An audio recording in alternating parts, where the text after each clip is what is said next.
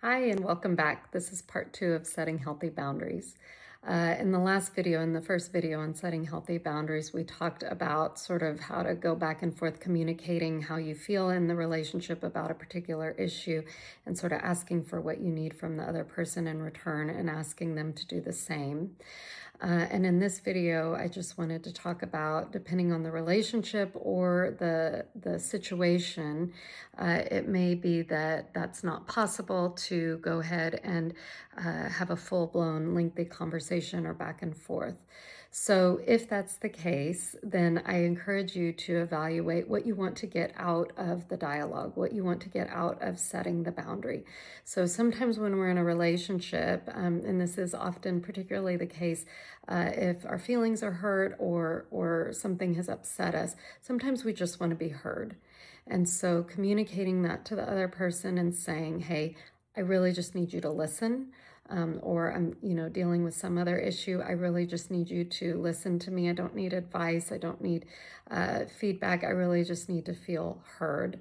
And sort of prefacing the conversation by letting the other person know what you're needing to get from the conversation can really increase the likelihood that your needs are going to be met there.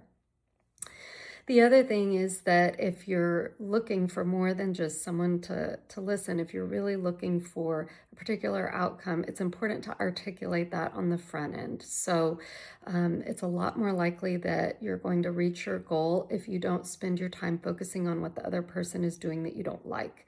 So most of us tend to fall into that trap because we want so desperately for the other person to understand how we feel. And so we kind of keep trying to explain over and over again how we're feeling. And then the other person is hearing just all the things they did wrong. And so they become more defensive, and the conversation often isn't very productive.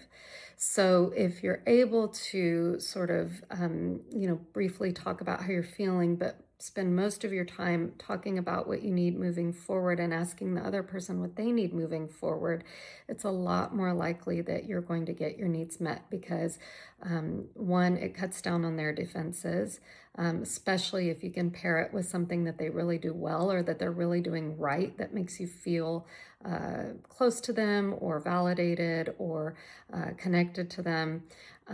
So it definitely helps with the other person not feeling so defensive.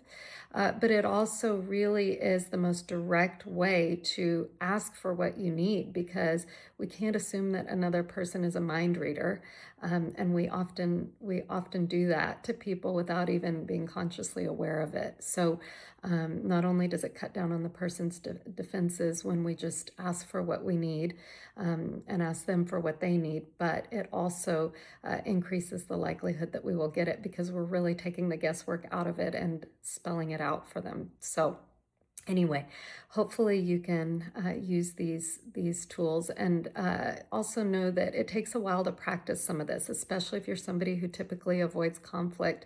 Really think about this not as something that is going to become conflict, but rather it's something to increase the satisfaction in the relationship for both of you. Because if we avoid the conflict over time, our feelings grow and fester, and it ends up corroding the relationship over time if our needs aren't getting met and we are obsessing about it and growing more and more angry and resentful.